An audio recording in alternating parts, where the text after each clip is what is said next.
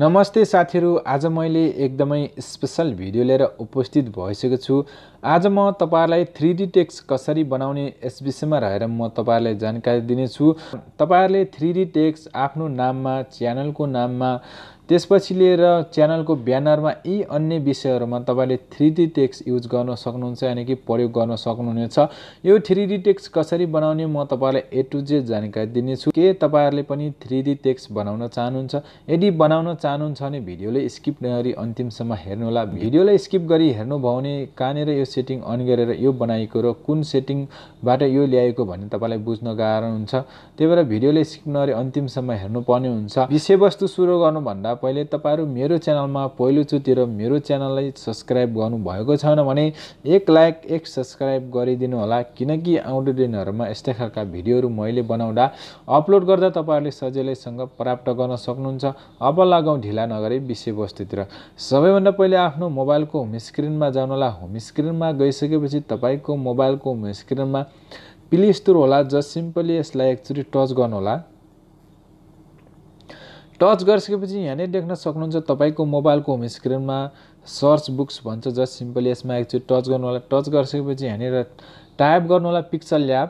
यदि टाइप गरिसकेपछि just simply search गरिदिनु होला। सर्च गरिसकेपछि यहाँले देख्न सक्नुहुन्छ मेरो मोबाइलको होम स्क्रिनमा पिक्सल ल्याब आइसकेको छ। जस्ट सिम्पली यसलाई एकचोटी टच गर्नु होला। टच गरेर इन्स्टल गर्नु होला। मैले अलरेडी नै इन्स्टल गरिसकेको छु, मैले इन्स्टल गर्नु परेन। पिक्सल ल्याब लेख्दा तपाईले आएन भने पिक्चर एडिटर टाइप गरेर तर सर्च गर्नु होला, मात्र यो आउनेछ। तपाईले यसलाई नै तपाईले इन्स्टल गर्नु होला। इन्स्टल गरिसकेपछि आफ्नो मोबाइलको होम स्क्रिनमा जानु होला। होम स्क्रिनमा गइसकेपछि यहाँले देख्न सक्नुहुन्छ मेरो मोबाइलको होम स्क्रिनमा पिक्सल ल्याब यहाँनेर आइसकेको छ र जस्ट सिम्पली यसलाई एकचोटी टच गर्नु होला। टच गरिसकेपछि यस्तो खालको इन्टरफेस खुल्नेछ तपाईको मोबाइलको होम स्क्रिनमा। यहाँनेर देख्न सक्नुहुन्छ अब ओके छ, यहाँनेर ओके गरिदिनु होला। ओके गरिसकेपछि अब कस्तो खालको ब्याकग्राउन्ड राख्न चाहनुहुन्छ यहाँनेर देख्न सक्नुहुन्छ तपाईको मोबाइलको होम स्क्रिनमा। यहाँनेर तपाईले जस्तो खालको ब्याकग्राउन्ड मन पर्छ त्यस्तै नै युज गर्नु होला। थोरै सार्दै आउनु होला। मलाई व्हाइट मन पर्छ, त्यही भएर म तपाईहरुलाई व्हाइटबाट जानकारी दिन गइरहेको छु। व्हाइट ब्याकग्राउन्ड मैले चुज गरे र चुज गरिसकेपछि अब हामीले अक्षर टाइप गर्नुपर्ने हुन्छ। त्यसको लागि यहाँले देख्न सक्नुहुन्छ प्लस बटनमा एकचोटी टच गर्नु होला।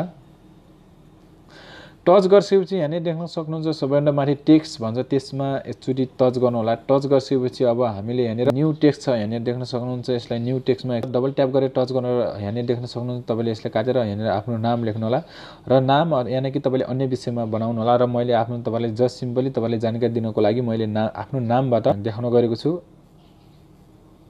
यदि टाइप गरिसकेपछि यहाँले देख्न सक्नुहुन्छ ओके गरिदिनु होला। ओके गरिसकेपछि अब यहाँले देख्न सक्नुहुन्छ अब यसलाई अब हामीले ल्याउनु पर्ने हुन्छ सेन्टरमा, हैन। सेन्टरमा ल्याउन लागि यहाँले देख्न सक्नुहुन्छ यो ए लेखेको छ। जस्ट सिम्पली यसमा एकचोटी टच गर्नु होला। टच गरिसकेपछि यहाँले देख्न सक्नुहुन्छ यसमा रिलेटिभ पोजिसन भन्छ। जस्ट सिम्पली यसमा एकचोटी टच गर्नु होला। टच गरिसकेपछि अब यहाँले देख्न सक्नुहुन्छ अब सेन्टरमा ल्याउनलाई थोरै यहाँले एकचोटी टच गर्नु होला। टच गरिसकेपछि फेरि पनि यहाँले देख्न सक्नुहुन्छ यसमा एकचोटी टच गर्नु होला। टच गरिसकेपछि अब सेन्टरमा आइसकेको छ। सेन्टरमा आइसकेपछि थोरै अब यहाँले देख्न सक्नुहुन्छ राइट साइडमा एकचोटी टच गर्नु होला। टच गरिसकेपछि अब हामीले साइजमा जानुपर्ने हुन्छ। साइजमा एकचोटी टच गर्नु होला। टच गरिसकेपछि यहाँले देख्न सक्नुहुन्छ प्लस माइनस। यो प्लस गर्यो भने ठुलो हुन्छ, माइनस गर्यो भने सानो हुन्छ, हैन। त्यही भएर तपाईले प्लस माइनस गर्नु होला। प्लस गर्यो भने ठुलो हुन्छ, त्यही भएर ठुलो। अब फेरि पनि हातले थोरै सारेर सेन्टरमा ल्याउनु होला। यहाँले देख्न सक्नुहुन्छ मैले यस्तो सेन्टरमा ल्याए ठुलो बनाएर। अब यति गरिसकेपछि अब तपाईले हामीले फन्ट साइज यानी कि फन्ट साइजमा एकचोटी टच गर्नु होला। यहाँले देख्न सक्नुहुन्छ यो फन्ट साइजमा एकचोटी टच गर्नु होला। टच गरिसकेपछि मैले यो अक्षर चुज गरे। तपाईले कस्तो लाग्छ, तपाईले जस्तो मन पर्छ त्यसरी चुज गर्नु होला र एकचोटी टच गर्नु होला। टच गरिसकेपछि ओके गरिदिनु होला। ओके गरिसकेपछि यहाँले देख्न सक्नुहुन्छ यस्तो भइसकेको छ। अब यति गरिसकेपछि कलर चुज गर्नुपर्ने छ। जस्ट सिम्पली यहाँले देख्न सक्नुहुन्छ यो कलरमा एकचोटी टच गर्नु होला। कलरमा चुज गरिसकेपछि तपाईले कस्तो कलर मन पर्छ त्यस्तै राख्नु होला। मैले यस्तो राखे कलर, तपाईले पनि चुज गर्नु होला। त्यसपछि लिएर यहाँले देख्न सक्नुहुन्छ राइट चिन्हमा एकचोटी टच गर्नु होला। टच गरिसकेपछि फेरि अब थोरै यतातिर आउनु होला। यतातिर देख्न सक्नुहुन्छ तलतिर थोरै सार्नु होला। सार्सकेपछि अब हामी जानुपर्ने हुन्छ स्ट्रोक। यहाँले देख्न सक्नुहुन्छ यो स्ट्रोकमा एकचोटी टच गर्नु होला। टच गरिसकेपछि अब फेरि यहाँले देख्न सक्नुहुन्छ एउटा इनेबल भन्छ। जस्ट सिम्पली यसमा इनेबल गरिदिनु होला। इनेबल गरिसकेपछि तपाईले कलर चुज गर्नु होला, कस्तो कलर यहाँले राख्न चाहनुहुन्छ। अब यहाँले देख्न सक्नुहुन्छ स्ट्रोक वेटमा यहाँ प्लस माइनस देख्न सक्नुहुन्छ। प्लस माइनस गर्नु होला।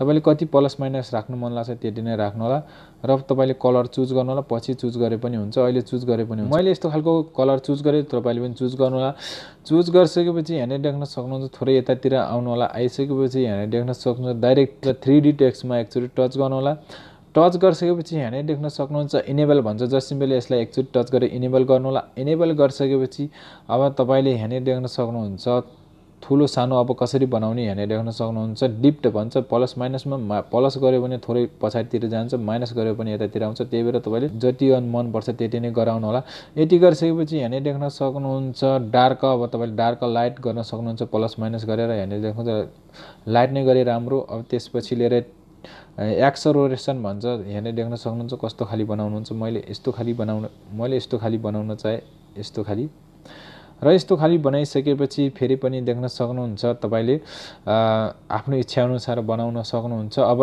स्पेसिङमा जानुपर्ने हुन्छ यो नजदिक भएको छ तपाईले यहाँले देख्न सक्नुहुन्छ स्पेसिङ यहाँले देख्न सक्नुहुन्छ स्पेसिङमा एकचोटी टच गर्नु होला टच गरिसकेपछि प्लस माइनस देख्न सक्नुहुन्छ माइनस प्लस गरेर यहाँले देख्न सक्नुहुन्छ थोरै स्पेसिङ गर्यो भने एकदमै राम्रो देखिन्छ त्यही भएर यति गरिसकेपछि थोरै सेन्टरमा ल्याउन सेन्टरमा ल्याएपछि फेरि पनि साइजमा जानुपर्ने हुन्छ यहाँनिर साइजमा टच गरिसकेपछि थोरै माइनस प्लस गर्नु होला माइनस प्लस गर्यो भने अब मिलाउने हो यो माइनस प्लसले यहाँनिर देख्न सक्नुहुन्छ एक एक गरेर तपाईले यसरी टच गर्न सक्नुहुन्छ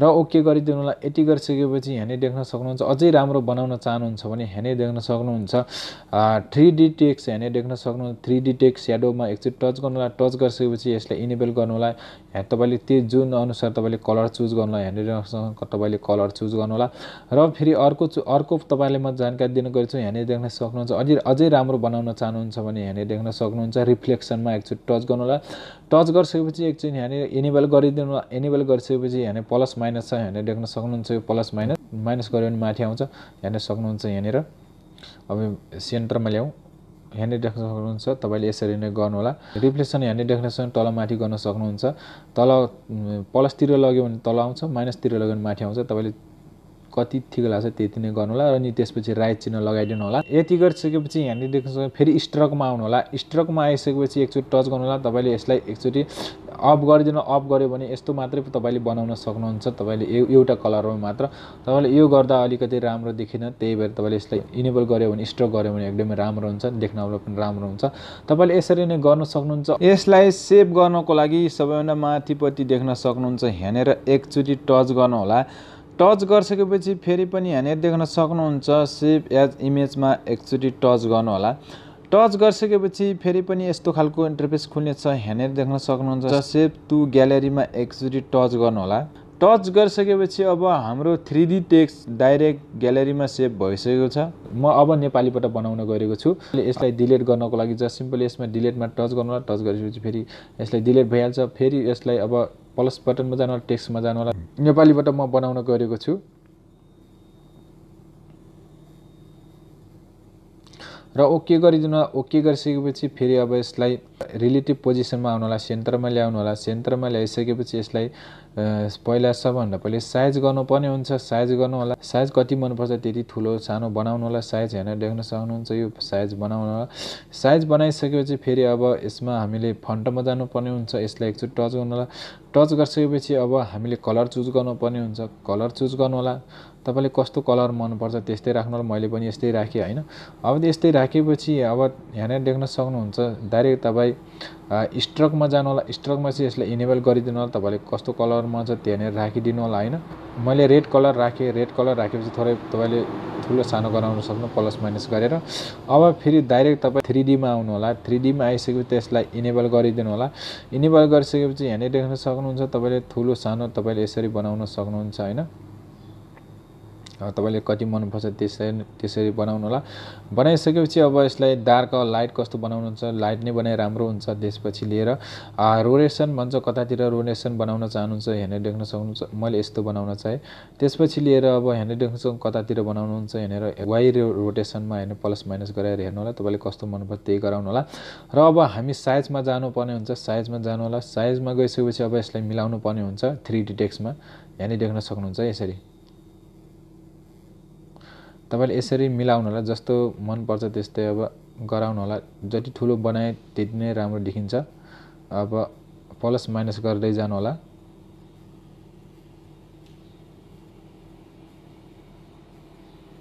हेर्न सक्नुहुन्छ प्लस माइनस गराउँदै जानु होला। यति गरिसकेपछि फेरि पनि अब तपाईलाई हेर्न देख्न सक्नुहुन्छ अलि स्पेसिङ बनाउन चाहनुहुन्छ स्पेसिङमा जानु होला। स्पेसिङ गइसकेपछि हेर्न देख्न सक्नुहुन्छ कति खालको स्पेसिङ बनाउन चाहनुहुन्छ त्यो गर्नु होला। र गरिसकेपछि हेर्न देख्न सक्नुहुन्छ तपाईले अब फेरि पनि अब यसलाई रिफ्लेक्सन बनाउन चाहनुहुन्छ रिफ्लेक्सनमा जानु होला। यसरी टच गर्नु होला र माइनस प्लस गराउँदै जानु होला। हेर्न सक्नुहुन्छ तपाईले यस्तो खालको तपाईले रिफ्लेक्सन गर्न सक्नुहुन्छ र यसलाई ओके गरिदिनु होला भइहाल्छ। यति सबै बनाइसकेपछि अब यसलाई कसरी सेभ गर्ने त यहाँनिर देख्न सक्नुहुन्छ। यसमा जस्ट सिम्पली एकचोटि टच गर्नु होला। टच गरिसकेपछि यहाँ देख्न सक्नुहुन्छ फेरि पनि सेभ एज अ इमेजमा एकचोटि टच गर्नु होला। टच गरिसकेपछि फेरि पनि यहाँ देख्न सक्नुहुन्छ सेभ टु ग्यालेरी भन्छ। जस्ट सिम्पली यसमा एकचोटि टच गर्नु होला। टच गरिसकेपछि हामीले यो 3D टेक्स्ट बनाएका थियौँ अब डाइरेक्ट ग्यालेरीमा गएर सेभ भइहाल्छ। तपाईहरुले यसरी नै गर्दै जानु होला। तपाईले 3D टेक्स्ट आफ्नो नाममा आफ्नो च्यानलको ब्यानरमा तपाईले यस्तै अन्य विषयहरुमा युज गर्न सक्नुहुन्छ। तर भिडियो लामो भएको छ भिडियो लामो चाहिँ धैर्य गरी हेर्नु होला र एकचोटि राम्रोसँग हेर्यो भने तपाईले अर्कोचोटि डुएर हेर्नु पर्ने हुँदैन। र यति गरिसकेपछि भिडियो कस्तो लाग्यो भिडियो मन परे एक लाइक एक सब्स्क्राइब गर्नु होला भन्दै थ्यांक्स फर वाचिङ।